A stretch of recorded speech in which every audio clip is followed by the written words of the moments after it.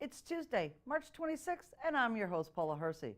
On Barnstable Today, we continue our public safety theme on Tuesdays, starting with our weekly chat with the Barnstable Police Chief, part 2 of our in-depth look at Community Impact Unit, a West Barnstable history lesson, and a reminder from the Harbor Master's office.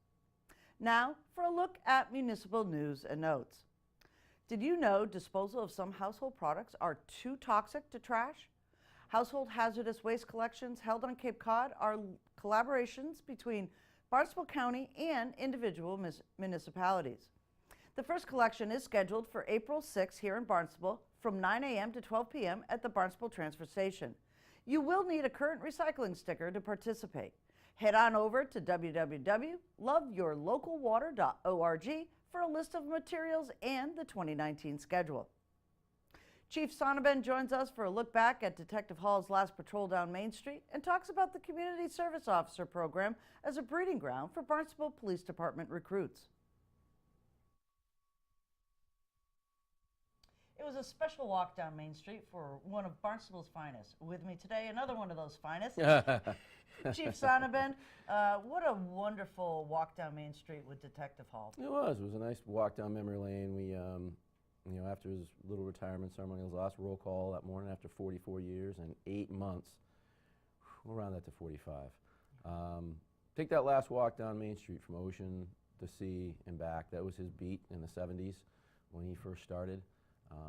And just walking down, and even having spent my own time walking on Main Street back in the 90s, it was just looking around to say what's still there, what's changed, and just kind of talking about it as you go and get a little, kind of like a little history lesson, a guided tour from Detective Hall. It was nice. It was nice, and there were a lot of folks that showed up for it that kind of was, some of them around at that time, from the Yarmouth Police Department, which I thought was great. Deputy Chief Zaros was there, and some firefighters from Hyannis, too. Deputy Melanson was there. It was an eclectic mix of people, and everyone adding their own little bit, like remembering what was there, what was at different places at what time, and little stories about things that may or may not have happened back in those days, and it was very nice. It was a nice.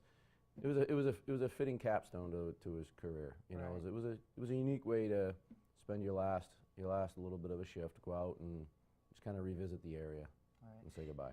I thought was very interesting is the longevity of his career.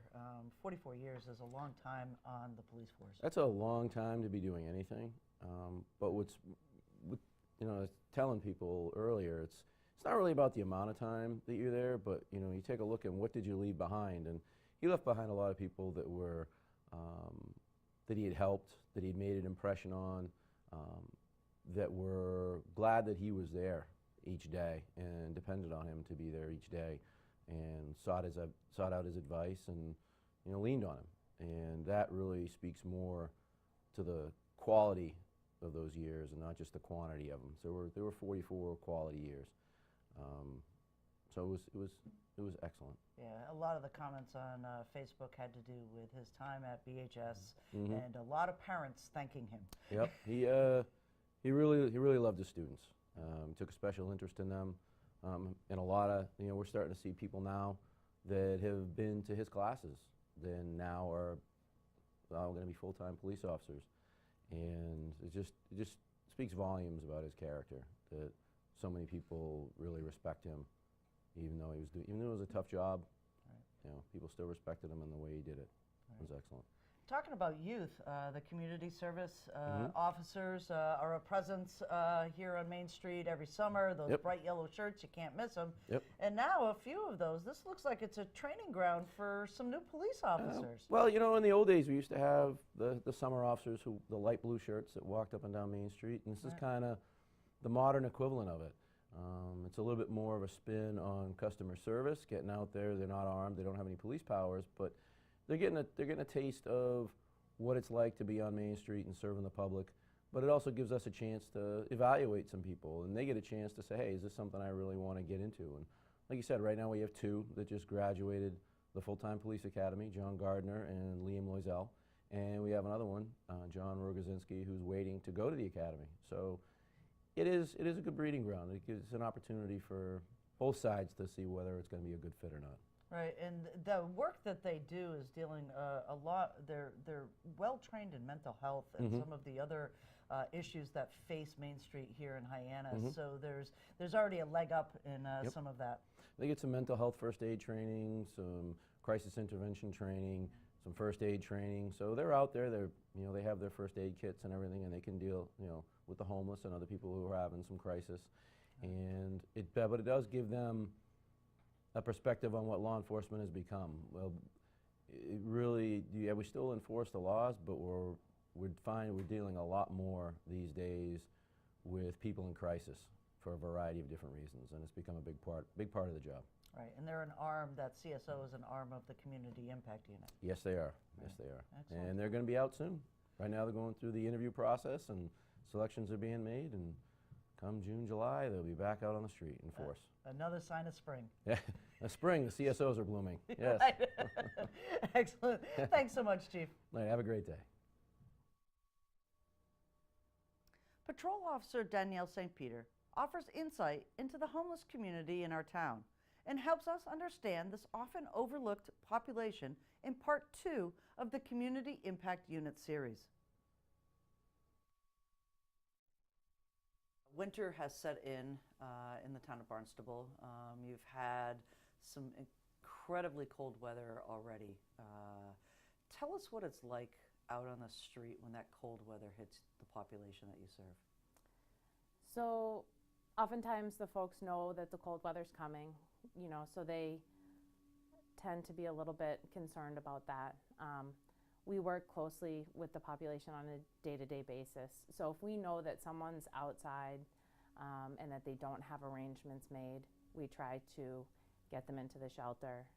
If that doesn't work, then we go along the policy and put them in touch with Arlene Crosby at Duffy Healthcare Center to try and get a plan in place to get them inside. Okay.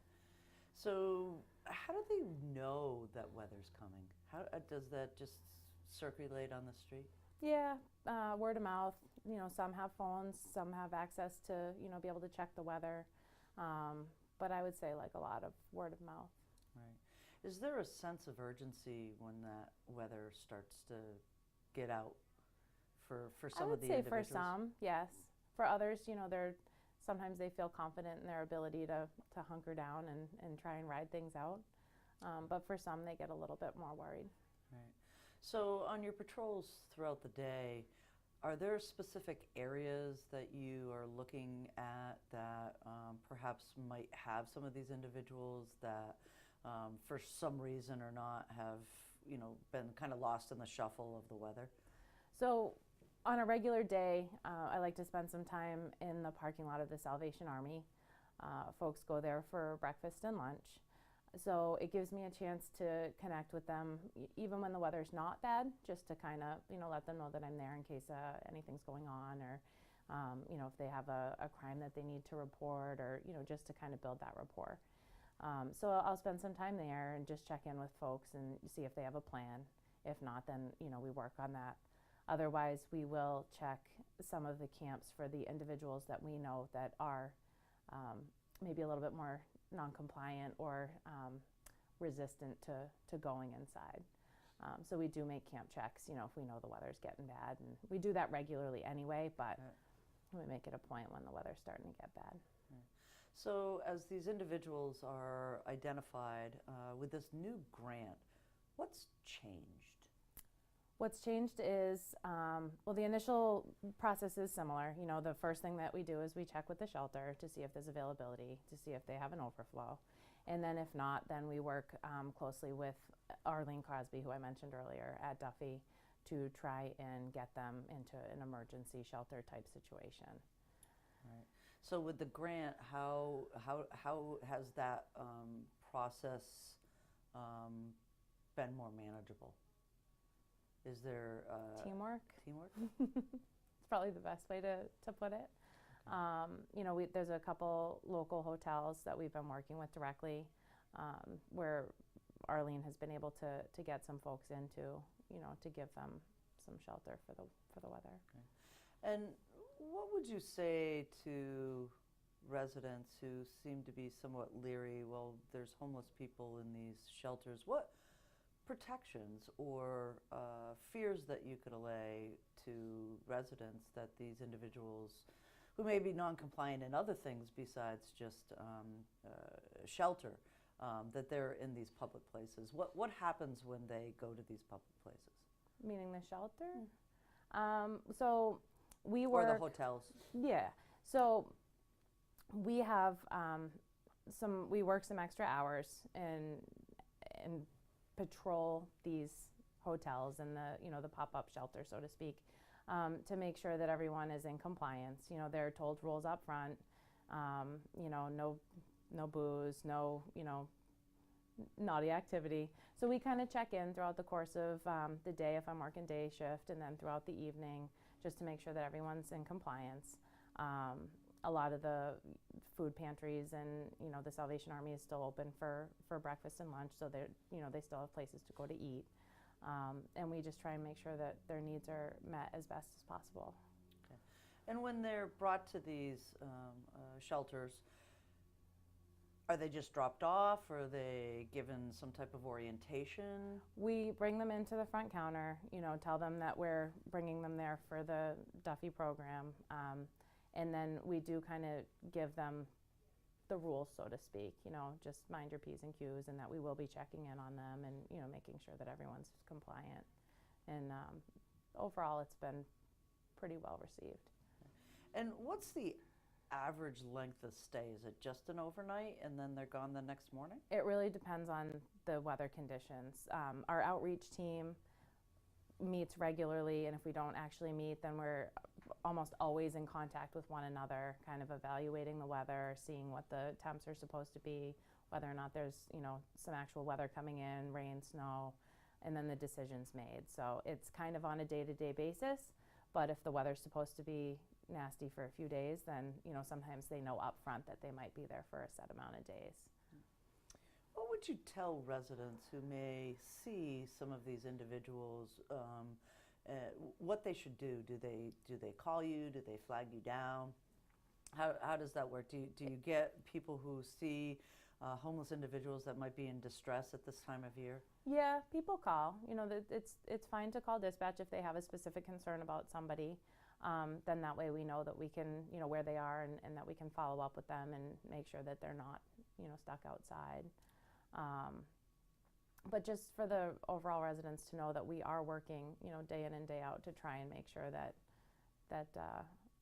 there's kind of a safety net in place for these extreme weather conditions. Excellent. Anything else you want to add? Just that I love my job, and I feel really fortunate to get to work with not only my outreach team, but the homeless individuals in general, and it's great.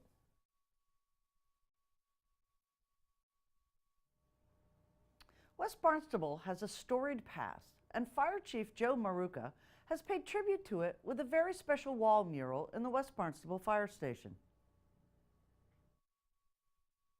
We're here at the West Barnstable Fire Station, preserving history and telling stories. With me today, Chief Maruca and his daughter Carly. There's a beautiful mural behind us. Chief, how did this idea come for getting a mural of a fire engine, the old fire engine? Start there. Yeah, so this is a mural. It's the truck depicted is our 1956 fire engine. It was the first new fire engine that West Barnstable purchased in its early days of the fire district. And it has always been stationed at the old firehouse on Route 6A, next to the big stone arched building there that is now a computer IT company. But it's been an art gallery and a car dealership for many years before that on that said stretch of the road. And that kind of ties into the story. Right. Yeah. So the story is that the quote is from Kurt Vonnegut, and some of our residents may not know that he was a West Barnstable resident, which is up for debate whether it was Barnstable or West Barnstable. At the time, it was West Barnstable. In the 50s and 60s when he lived here. Today, we would call it Barnstable. He's closer to Barnstable Village than West Barnstable. But he ran. He had a Saab dealership in that stone building. And he ran the car dealership in the late 50s, early 60s. And in 1959, he wrote a book called Sirens of Titan. And the quote up on the wall behind us is from Sirens of Titan. And of course, the connection being he was next door to West Barnstable's fire station, and the fire truck that he would have been looking at every day from his office window was the 1956 fire engine that is now depicted up on the wall. And we still have the truck. We bring it out for events, and it is still in the old station. So there is a kind of a connection between the quote and Kurt Vonnegut and the village and our fire truck. And this quote is on the walls of many fire stations throughout the country, and we just thought it was time that it was on ours. Right. And it was more appropriate here than anywhere. Right. And you enlisted the help of your very talented daughter, Carly, Yes. to actually paint this mural, which is beautiful. Give us a sense of how you started this project. So I started the project by using charcoal to outline the drawing of the truck, which I had a slightly blurry picture of to start off. And then I covered that up with some clear acrylic medium so that when I started painting over the lines, the charcoal wouldn't smudge everywhere. And that's basically the description of how you would paint Right. it. But you were up on some type of apparatus to get this done. Yes, I was up on a lift, which was quite fun because if anyone's ever been on a lift, they're kind of hard to drive, but it's fun to go up and down. Yeah, and one of the challenges is that the mural is right next to one of the heaters. So I was basically pretending I was in Florida the whole time.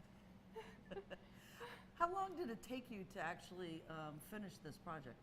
So it took a portion of Saturday and then basically all of Sunday. All of a sudden, and you were here late at night as well. Yeah, I finished it around 1:30 in the morning. 1:30 in the morning. And are you traditionally a mural artist, or is your art background in other mediums? I mostly do sculptures and furniture, but I do have a background in drawing because it's one of the requirements to be a studio art major. Okay, and you're a studio art major at Bard, and one of your professors actually gave you some advice? Yeah, my ceramics professor happened to also be doing a mural class, so I asked her what kind of advice she would give for painting a mural outside. Right. Yeah. That's awesome. And Chief, you talked earlier before we started about preserving the stories of the village of West Barnstable as well as Barnstable as a whole. Give us a sense of how this might help people start a conversation about some of those histories and stories that we have here. I do. I think, you know, in West Barnstable in particular, we've done a great job kind of preserving the history of the look and feel of the village, the buildings, the open spaces. But I don't think we've done as great a job at preserving the stories of the people who came before us here. And while I think it's not unknown that Kurt Vonnegut was part of the community at one time, it's not a story that gets told a lot. I think you look on our fire trucks and you see Finntown and Shark City.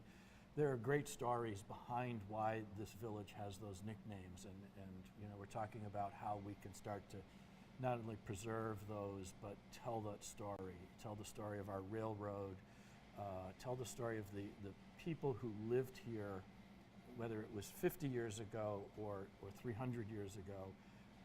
There's a lot of people that have connections to West Barnstable that were critical to the formation of this nation. And we're not telling those stories as well as I think we could. And I love history, I love literature, and I just, one of my goals or dreams of life is to tell some of these stories or preserve them a little better for the next generation. Right. What's been the reaction to the fire crew to the mural? I think people like the mural. It's been good. It's different. You know, the station's tough. It's cluttered, and we're jammed in here a little bit. It would be nice if we had, you know, nice clean walls here, and it would be stand out a little better. But it's nice. It's kind of my long-term plan to build a museum. You know, on the upper ends of the walls. I want to get all of our old gear and equipment up high and you know, clean the place out and make it look good. Again, historical items. I'd like to do that at some point. So we're getting there. You're getting there. We're getting there. Excellent. It's good. Thank It's you. been great. Kayaks, rowboats, and dinghies left at town waterways will now be required to have a permit. Assistant Harbor Master Derek Lawson has the details. It's not too early to start thinking about putting that boat back in the water or that dinghy on the beach. With me today, Derek Lawson, Assistant Harbor Master. Derek, it's kind of going to be spring soon. It is. We're getting there. We're getting there, Yeah. right? March 1st. You know, it's not too early to start thinking about stuff. And there's been some changes recently to some of the regulations that, not changes to the regulations, but some fees attached to them. That's correct. Chapter 430-2, which is the small vessel storage on town property. We've had that for the past couple of years. Waterways put that in back in 2013. Any vessel under the size of 12 feet with a 5-foot beam is required to have a sticker on there or your name on there. We've kind of modified it this year, in which we're actually going to be selling permits for these folks to have their property on town property. Okay, so let's back up a little bit and kind of figure out what that is. Sure. So if you have a mooring and you have a boat on one of the beaches for your mooring, is that Any town way to water, Okay. you are required to purchase a permit to keep your vessel at that location. Okay. If you're a mooring permit holder, it would be $25. If you're a non-mooring permit holder, it's going to be $50. okay? And those are going to be sold where? At the Harbor Master Department, they'll be going on sale here within the next month.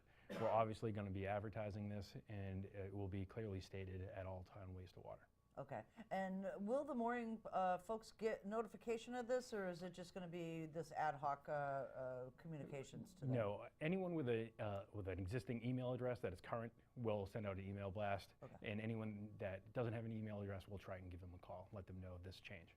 Okay, and this is all town ways to water All that you town would ways leave to a water. dinghy or a small boat at? That is correct. Okay. Each year for the past couple of years, we go and we monitor how many are out there. In the past couple of years, it's been right around 400 throughout the town. Wow. So Ropes Beach in Katuitt is a very big area where folks go and leave their kayaks, and that's usually where the most of these vessels are stored. Right, kind of like a mooring, but on land. Correct. Yep. Right. So they'll get the permit. Is there going to be something to affix to their boat? Yeah, basically it's similar to a mooring permit. You just stick it in a good location. We're not telling you where to stick because it could be underwater at times. Just so it's noticeable, and when we come by, we can check it off. It's also very important for safety on the water. I know last year there was a couple occasions when dinghies were found, floating out in the middle of Lewis Bay, for example. Right. And if we have a sticker on there that we can go back to our database, make a few phone calls to find out if somebody's missing or not, that could, stop, a big search and rescue case. So.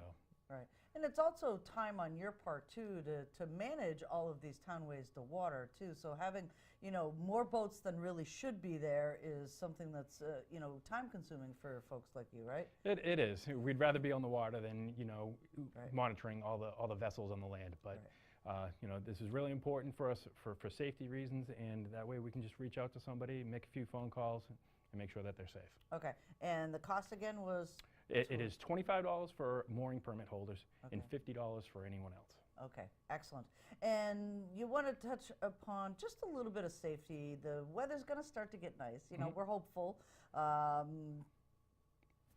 Actual life jackets are still required through a certain period of time, right? That is correct. Right now, they're required until May 15th. The water, as you know, is very, very cold still. And we've had a mild winter, and hopefully we have an early spring. Folks may want to get back out on the water, do some kayaking. But it's still, you must wear your life jacket until May 15th. Right. And we have noticed, too, that, folks out there, if they're shellfishing or especially if you're shellfishing with the big waders, having a flotation device on is going to help you if you do get swept with one of those waves. It will. It definitely will. Also Right. handy is a knife. Okay. If they do fill up with water, a knife across the top of the two waders, make them go right off. So. Excellent. Great safety tips and time to get permits for those little boats. Yes, they are. We'll be selling them at the office at 1189 Finney's Lane, and we'll be glad to help you out. Excellent. Thanks Okay. so much, All right, Derek. thanks, Paula. Here's a look at the upcoming meetings for boards, commissions, and committees.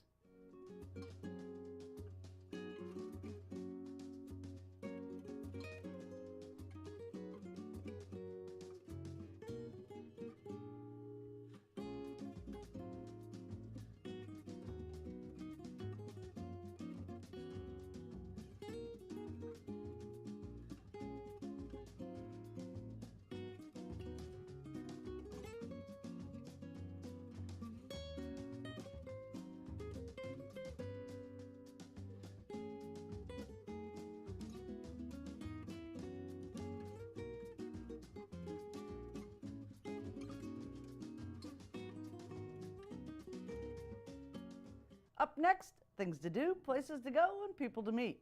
A concussion discussion, a symposium for medical professionals, coaches, trainers, parents, and young athletes will be held from 9 a.m. to noon on April 6th in the Knight Auditorium at Barnstable High School.